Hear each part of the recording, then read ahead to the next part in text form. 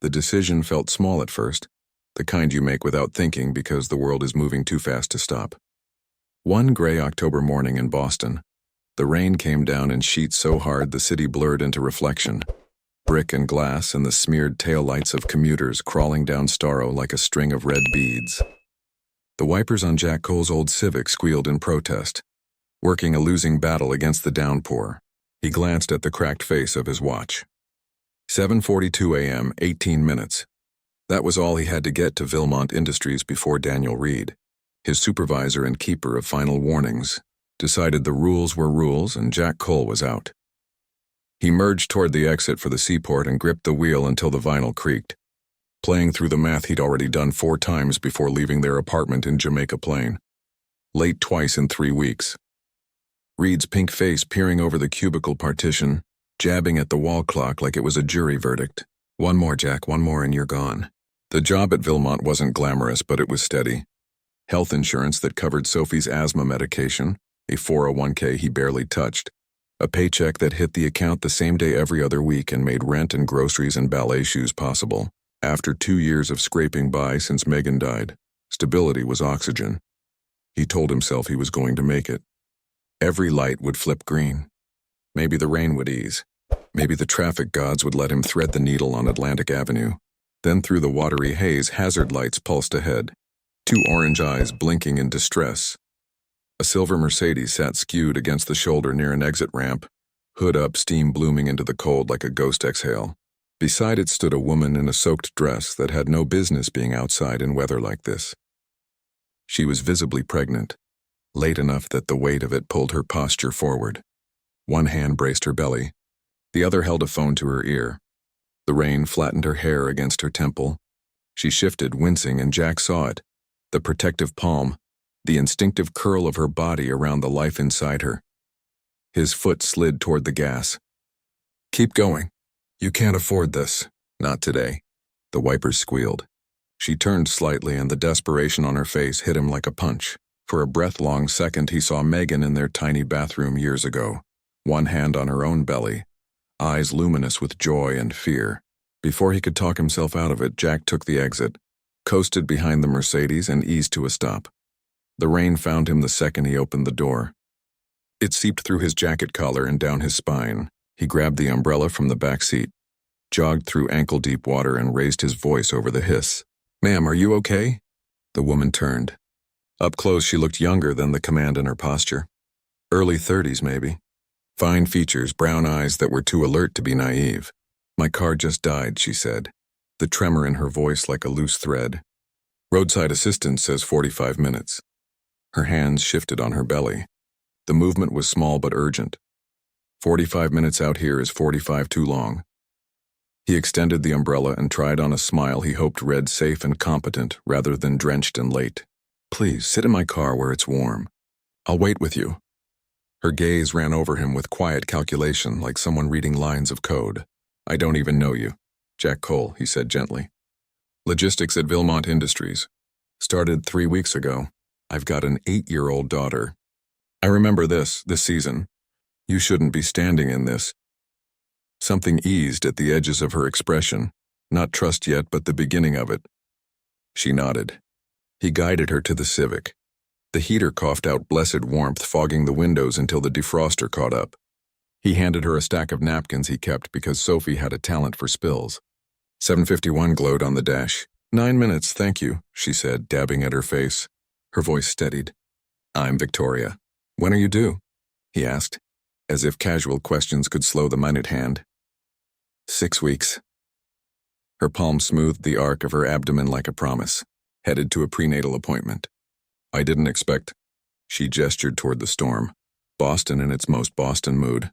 Murphy's Law," Jack said. "Not a sign. Cars pick the worst moments. You're doing everything right." A pause. Then soft, "You're kind. Your wife must appreciate that." Everything in the car seemed to narrow to the ache under his breastbone. "She would have," he said after a moment. "Megan passed away 2 years ago. A rare heart thing. Fast, it's just me and Sophie now. I'm sorry." The words held no pity, only recognition. "We're okay," he said, because he had trained himself to say it. "She's tough. Wants to be a scientist. Her school's science fair is Thursday. He felt his mouth tilt up. We've been building a volcano for weeks. She won't let me see under the foil. Highly classified. She sounds wonderful. She is. For a moment, the rain was just a sound and a rhythm and a city washing itself clean. Then the numbers returned relentless. 8:02. His stomach sank. You should go, Victoria said, watching his eyes flick to the dash. I'll be fine here. I'm not leaving you in this, Jack said, surprising himself with the steel in his voice. My supervisor will, he'll be himself. But this is simple. You need help. Her mouth quirked, a shadow of a smile as her gaze took him in again. Wet cuffs, earnest face, that stubborn streak he tried to keep under wraps. Tell me about Sophie, she said quietly. He breathed out. She reads everything. Talks in facts when she's nervous. Last week she told me octopuses have 3 hearts and then asked if losing one makes them less sad. He swallowed. She keeps me honest. They waited. She spoke of the pregnancy in clinical notes. Weeks and measurements, little movements at night that felt like commas. She didn't mention a partner. The loneliness inside the careful facts was a shape Jack recognized from mirrors and late-night dishes. When the tow truck finally hauled itself out of the curtain of rain 33 minutes later, Jack helped transfer a bag and the car seat still in its box from Victoria's trunk. He flagged down a taxi with his free hand and got her settled. Her fingers were cool and strong when she squeezed his hand. Thank you, she said. Most people wouldn't stop. Not when they're late. Take care of yourself and that little one, he said. She nodded, eyes searching his, then the door thunked shut and the cab pulled away. As he merged back into traffic, he glanced in the rear view and saw her standing in the rain-slackening hush, one hand on her belly, brow furrowed like she was solving a problem he couldn't see. He told himself a story on the drive about how Daniel Reed would understand. But some stories collapse under their own hope. Jack swiped into the lobby of Vilmont at 8:47, leaving a small river behind him. Reed was waiting by Jack's cubicle, arms crossed, jaw flexing like a metronome. Heads dipped. Screens enthralled people who'd been gossiping seconds before. My office, Reed said. Now. The room smelled like old coffee and stored resentment. Reed didn't sit. 47 minutes, he said, after 2 warnings. There was a pregnant woman stranded in the storm, Jack said, the words coming out calmer than his pulse. She needed help. Reed laughed, a short bark that didn't reach his eyes. This is Boston. We have pregnant women in every neighborhood. You planning to install yourself on the pike and play Good Samaritan to all of them? She was in distress, Jack said. I thought that you could pick which rules apply to you. Reed pulled a folder from a stack with ceremony, like a magician revealing the inevitable. We all make choices. Here's the result of yours. Pack your desk. Security in 10. The argument he tried to find dissolved on his tongue. He thought of Sophie's cereal bowl on the counter that morning, of the way she'd held the glue gun like a sacred relic. He thought of rent, of the after-school program that called each month like church bells. Humiliation flushed him hot and then cold. He packed his few things. A photo of Sophie smeared with glitter from a Christmas craft, the chipped mug she'd decorated with star stickers, a succulent surrendering to office light. Eyes slid away as the security guard waited politely to erase him. By the time he reached the parking garage, the rain had thinned to a mist, and the sky was trying out a lighter gray. He sat with his forehead against the steering wheel, while his phone vibrated with a cheerful reminder from the after-school program about next month's payment. He closed his eyes and saw Megan, her smile lopsided, saying what she always said when he'd done something inconveniently decent. You did the right thing, Jack. We'll figure out the rest. Except there was no we anymore. The next 2 days were a blur of job sites and online forums and careful lies told to his daughter. He sent 17 applications and got 3 perfunctory phone screens that ended with, "We'll be in touch," which both of them knew meant nothing. Sophie watched him like she had been given a puzzle no child should have to solve. He made spaghetti he didn't taste. He learned his savings balled itself smaller than he'd thought. On Thursday afternoon, the doorbell rang. A woman in her 50s stood on the porch, composed in a navy suit that suggested she was accustomed to rooms listening when she spoke. "Mr. Cole?" she asked. "Yes." "I'm Margaret Lane from Vilmont Industries," she said. "May I come in?" Jack's mind conjured a picture of additional paperwork to make the firing more official. A release to save the company from a wrongful termination they didn't fear, He gestured to the couch he had rescued from the curb last summer and watched, as she sat like it was a leather settee. "If this is about the termination," he said, "I'm not." "Our CEO has reviewed your file," Margaret said, placing an envelope on the coffee table between them. "She has ordered your immediate reinstatement with back pay and is offering you an alternate position as her executive assistant. There are moments when your brain understands words individually and refuses to admit their collective meaning. I've never met the CEO," he managed. "How would she even—" "Miss Hayes has her ways," Margaret said, and there was a glint in the smile she tried to smooth. "She values people who demonstrate exceptional judgment and character. She'd like you to start Monday at 9. He looked at the envelope like it might contain a trick. Inside were formal pages stamped with seals, numbers that made his throat close, a benefits package that read like a wish list. Health, dental, vision, and an educational stipend for dependents. He traced the word stipend with his finger, imagining Sophie's wide eyes when he told her she could sign up for the robotics club without doing subtraction on the cost. "I don't understand why," he said softly. "You will," Margaret said. 9 o'clock. Executive floor.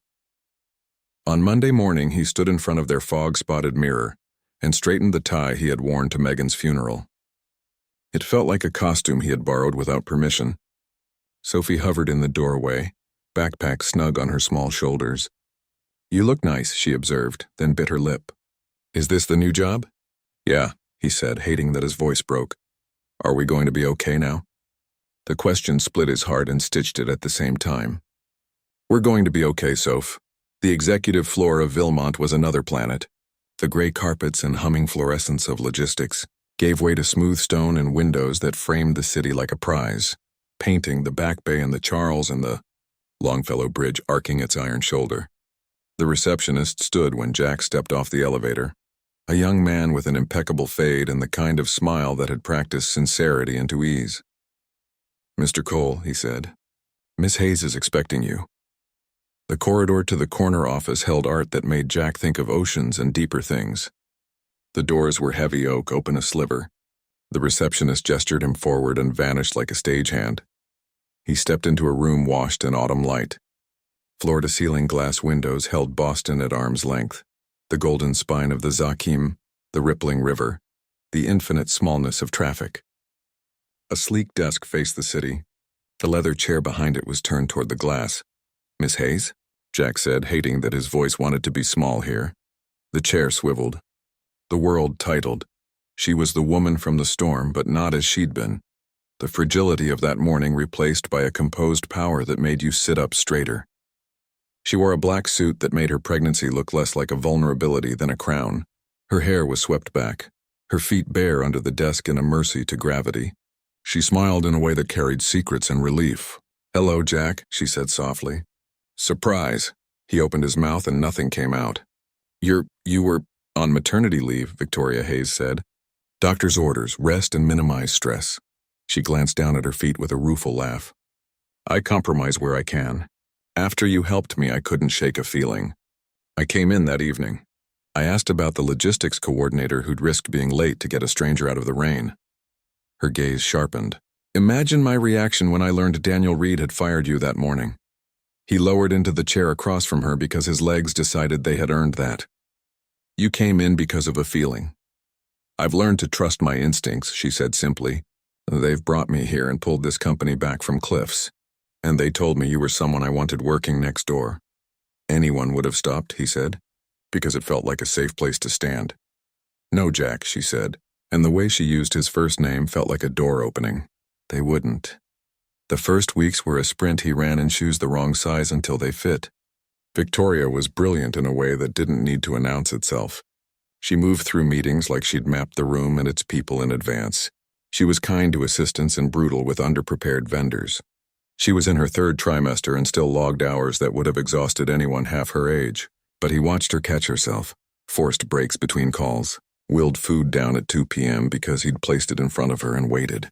He learned to read the tilt of her shoulders, to bring her ginger tea without comment when the nausea came back, to rearrange her schedule on the fly when a crisis lit up her inbox. He learned to fake competence until it was real, The night stretched long. Boston glowed beyond the glass while they moved numbers and letters and people like chess pieces.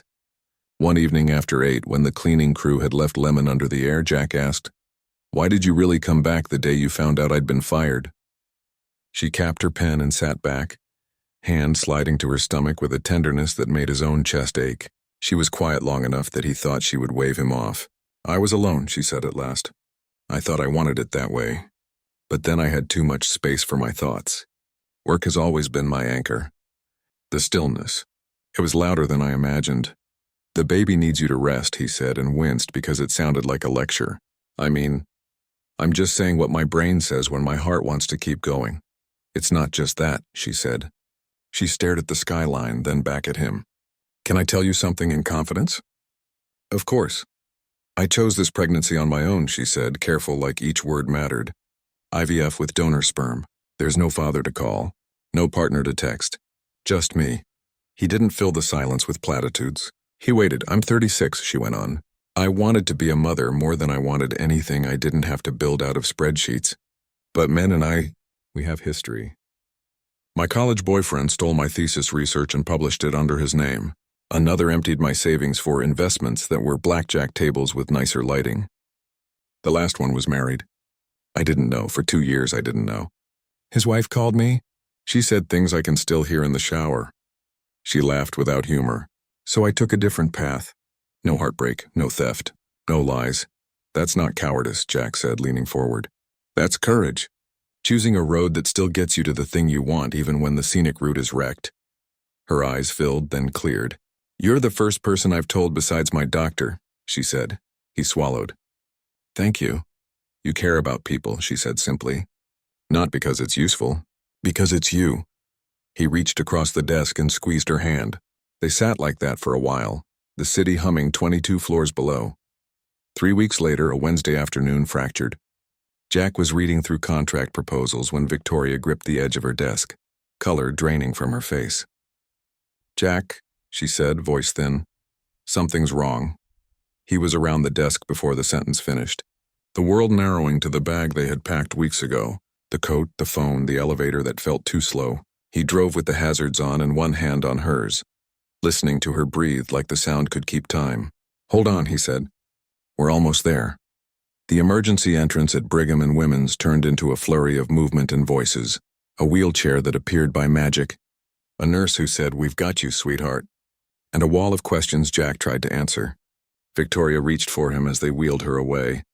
"Don't leave," she whispered, panic fracturing the composure he'd seen her wear like a uniform. "I'm right here," he said. "Not going anywhere." Then there was only waiting.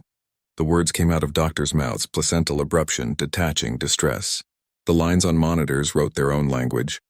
Margaret arrived, eyes red, and sat beside Jack under fluorescent lights, a steady presence who answered texts and called people who could move mountains when required. He texted Mrs. Adler next door to pick up Sophie and gave her their spare key code.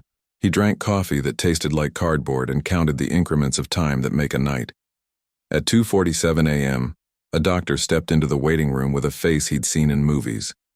"Miss Hayes is stable," he said carefully. "The baby is in the NICU. He's very small. The next few hours are critical." They wheeled Victoria into the neonatal unit at dawn. Jack stood beside her as she looked at her son through the glass of the incubator. He was impossibly small, a bird with the idea of wings, a chest fluttering with the effort of being. She slid a finger through the porthole and touched a hand the size of a postage stamp. "Hi," she whispered. "I'm your mom."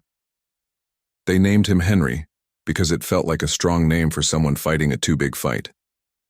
For 3 hours Henry fought. Machines beeped and hissed and made the room into a mechanical lullaby.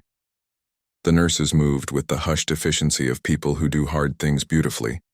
Jack watched the monitors and the rise and fall of Henry's chest, and the way Victoria's mouth formed prayers she didn't admit to believing. At 8:23 a. Henry's tiny chest stilled. The room changed its sound. The urgency softened into something gentle and final. A doctor said words that were a mercy and a knife. Victoria made a sound Jack had never heard another human make, a keening that vibrated in his bones, and her knees gave way. He caught her before she hit the tile and held her on the floor while she shook and sobbed and said his name like a question nobody could answer. He didn't try to fill the space with sentences. He held on while the worst of it moved through her and through him, and then back again like a tide. Grief made the next days a gray hallway without doors. Victoria refused to leave the hospital even when they said she could rest better at home. She stared at the ceiling and lined the edge of the blanket with her fingers and ignored food. Jack stayed in a chair beside her bed. He handed her water she didn't drink. He watched the muted TV with the sound off just to put something moving into the air. On the 10th day, her voice came out raw. "Why are you still here?" "Because no one should do this alone," he said. "I chose alone," she said, bitterness a dry crack in the words.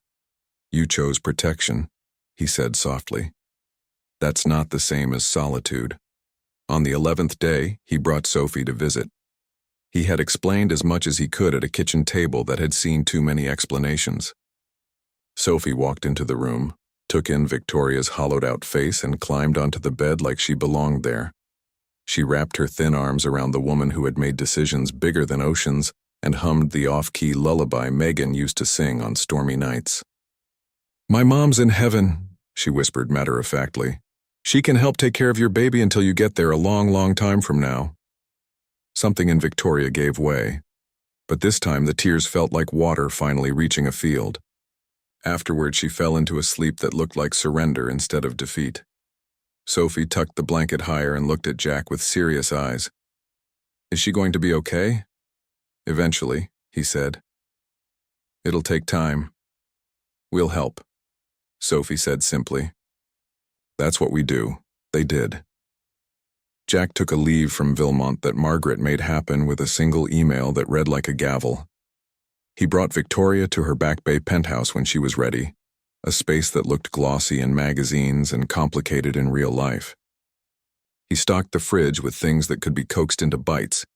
He sat through quiet so deep it made his ears ring.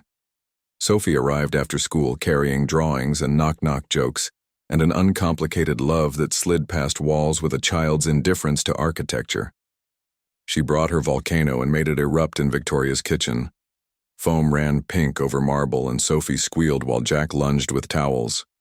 Victoria laughed, barely at first, then again, like the muscle remembered how. Healing took the shape of little victories measured against the hour.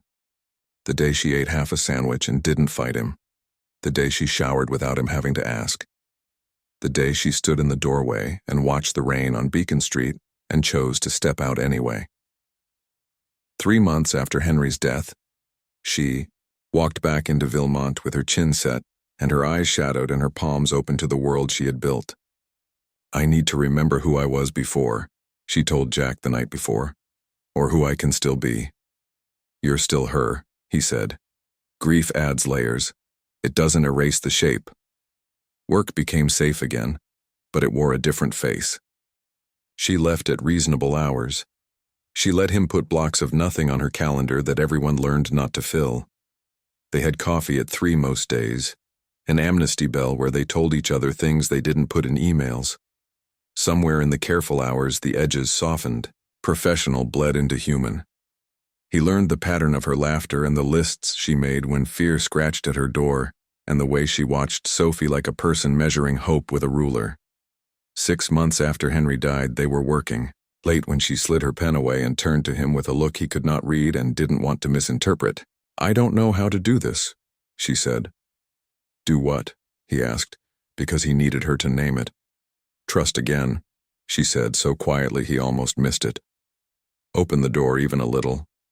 Believe that something good could happen without the universe snatching it back. You start small," he said, "one moment at a time. Fear doesn't go away.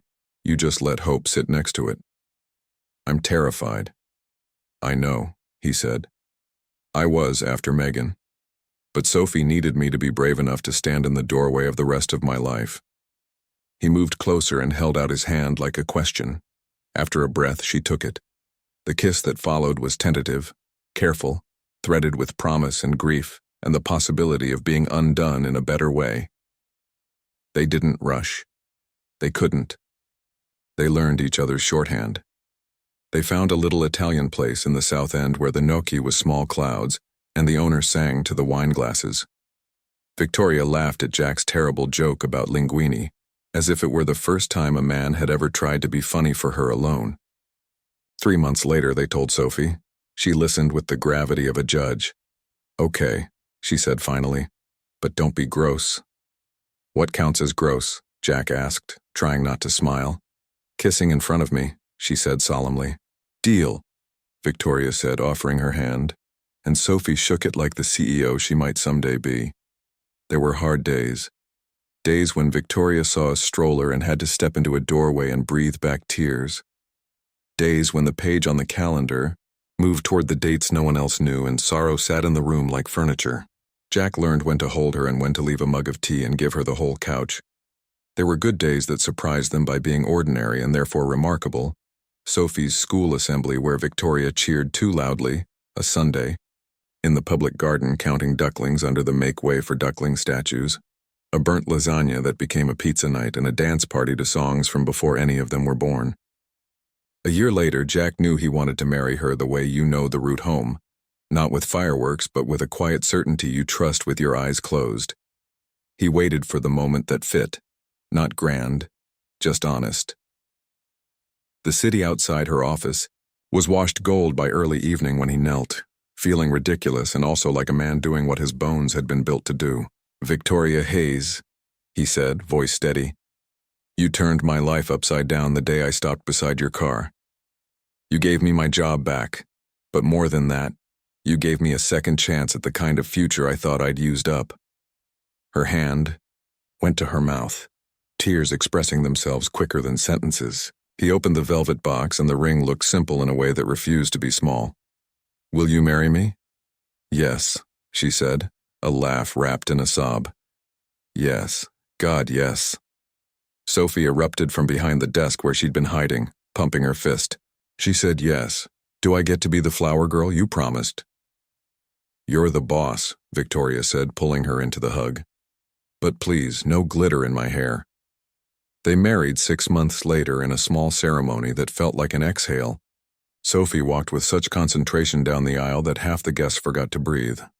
Victoria wore a cream dress that made people hold their breath.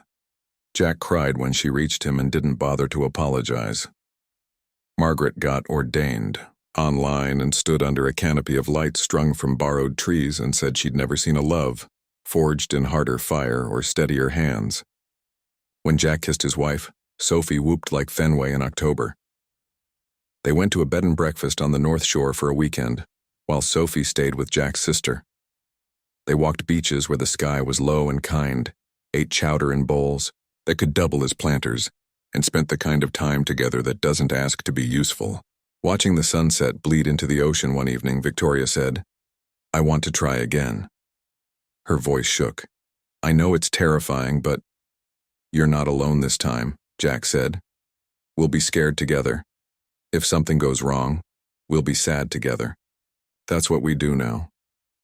2 months later, Victoria stared at 3 plastic sticks lined up on the bathroom counter like soldiers. She called his name and he came in with wet hands and a dish towel and a heart that knew before she spoke. "I'm pregnant," she whispered. "No planning, no charts, just here."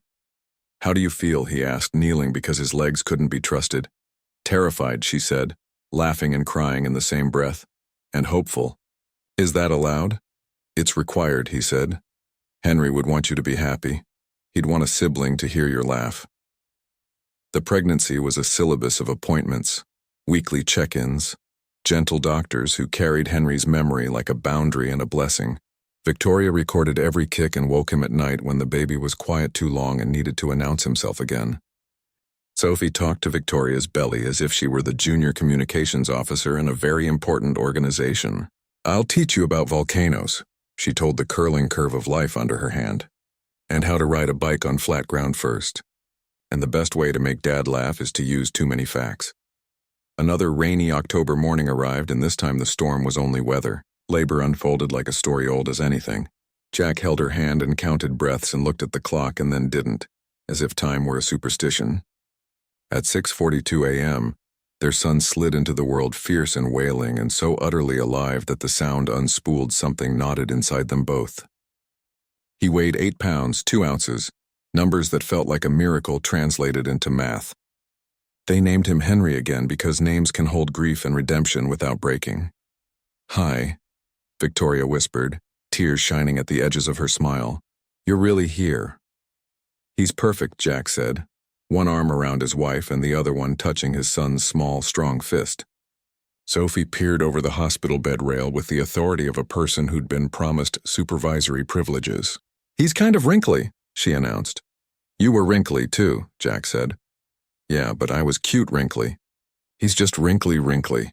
They laughed and Henry blinked his dark, brand-new eyes and seemed unimpressed with all of them, which felt correct. 3 months later, rain touched the windows of the home they had made in a tight Lincoln Park. No, a tight South End street lined with brownstones, the kind that make a city look like itself. Henry slept in his bassinet making snuffling noises that underscored the room like a soft drum. Sophie had fallen asleep with a book open on her chest and a flashlight still on, because rules are for other people. Victoria's head rested on Jack's shoulder, the weight of it both anchor and permission. "You know what amazes me?" she asked. "That I can change a diaper with one hand?" he offered. "That too," she said, smiling into his shirt. "But I keep thinking if my car hadn't died that morning, if Reed hadn't been a tyrant," Jack said, grinning. "If I hadn't gone back to the office because a feeling wouldn't let me sit still," she finished. "If you hadn't stopped?" "Sometimes the worst moments shove you toward the right ones," he said. "I spent 2 years after Megan died trying to build a life that was just breathing. I didn't think anything bigger was available. I spent years building walls," she said. "I thought alone was safer. Now I know alone is just quiet, not peace. The risk of loving you was worth everything." Sophie appeared in the doorway, hair wild, rubbing her eyes. "Can't sleep," she murmured. "Too much thinking." "Come here, Soph," Jack said, lifting the blanket. She wedged herself between them with a sigh, and as if cued by the shift, Henry stirred and chattered. Victoria lifted him, and suddenly the four of them were a configuration that felt inevitable, like a word you'd been trying to spell sounding right. Rain whispered against the glass. Cars hissed by on the slick street. Jack thought of that morning 2 years ago, the hazard lights in the storm, the way a small decision had tilted the axis of his life. He had lost a job and then found work that mattered. He had risked security for a stranger and found a family built on something stronger than luck. He had loved a woman strong enough to rebuild after devastation, brave enough to trust again, generous enough to make room for a widower and his daughter in a life that already carried a grief-shaped space. He looked at Victoria cradling their son and at Sophie, trying not to yawn, and thought that sometimes the smallest mercy changes the whole trajectory of a life. Sometimes the woman you help on the side of the road turns out to own the company you think you need more than anything. And sometimes if the rain falls just right and your heart makes the stupid, brave choice, she turns out to be home.